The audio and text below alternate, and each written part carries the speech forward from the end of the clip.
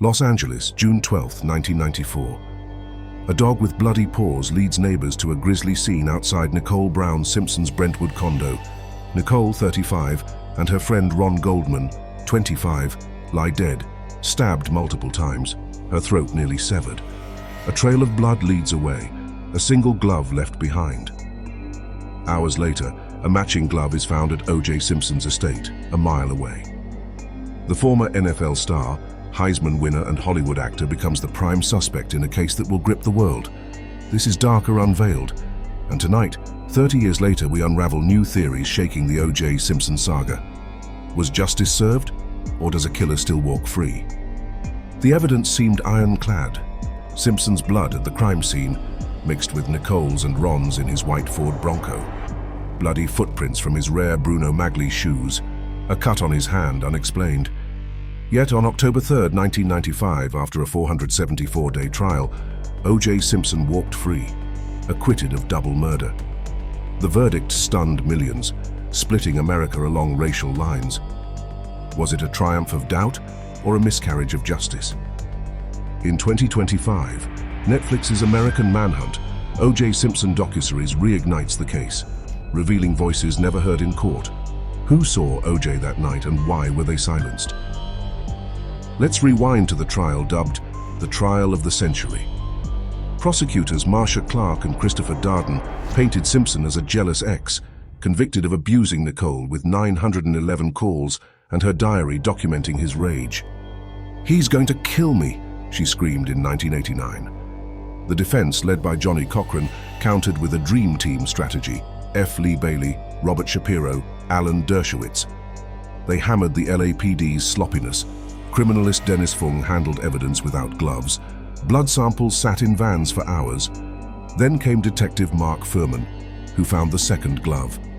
Audio tapes exposed his racist slurs, shredding his credibility. Did he plant evidence to frame a black icon? The gloves became the trial's turning point. In court, Simpson struggled to pull them on, his hands swollen over latex. Cochran's rhyme sealed it: "If it doesn't fit, you must acquit." Jurors, after deliberating just 4 hours, agreed. But 2025 brings new questions. Christopher Darden, in American Manhunt, insists the gloves fit, blaming the latex underlayer. "Bury me with a pair of isotona gloves," he quips bitterly.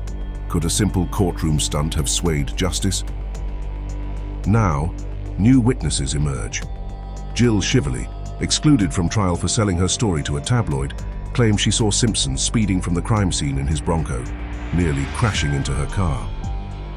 Skip Junis, another silenced voice, says he watched Simpson dump a wrapped bag in an LAX trash can that night. Both spoke in American Manhunt, their accounts chilling. Why were they ignored? Prosecutors feared their credibility would crack under scrutiny. Did their silence let a killer slip away? Alternative theories have long swirled.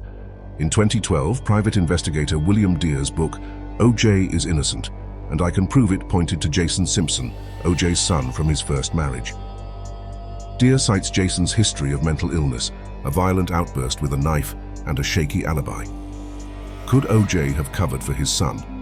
Another theory from American Manhunt explores Charlie, a figure O.J. mentioned in his book If I Did It. Was Charlie a real accomplice? Perhaps Charles Ehrlich, a mafia-linked cocaine smuggler O.J. knew. Investigative reporter Chris Todd's Ron's Revenge suggests a drug-related hit gone wrong. The most shocking revelation comes from Mike Gilbert, O.J.'s agent of 22 years. In American Manhunt, Gilbert, who fell out with Simpson, claims O.J. confessed post-trial, admitting he killed Nicole and Ron. Was O.J. a good person who did bad things, or a bad person who occasionally did good? Gilbert muses. His words haunt, especially after O.J.'s 2024 death from cancer. With Simpson gone, will the truth die too? Race shaped the trial's core. In 1994, Los Angeles was raw from the 1992 Rodney King riots, sparked by the acquittal of officers who beat a black man. Fuhrman's racism fed the defense's narrative, a black hero framed by a corrupt system. Juror Yolanda Crawford in American Manhunt admits mishandled evidence swayed her doubt. Kim Goldman, Ron's sister, speaks of pain. "If I don't talk, my brother fades." The case, she says, drowned Ron and Nicole in a racial firestorm. In 1997, a civil trial found Simpson liable, ordering him to pay $33.5 million to the victims' families. He paid little, later jailed in 2008 for armed robbery in Las Vegas, a desperate bid to reclaim memorabilia. Paroled in 2017, he lived quietly until his death. Yet the case endures, a cultural scar. American Manhunt director Floyd Russ calls it a mirror for domestic violence, racism, and media frenzy. Did the trial expose justice's flaws or exploit them? As we close, one question lingers.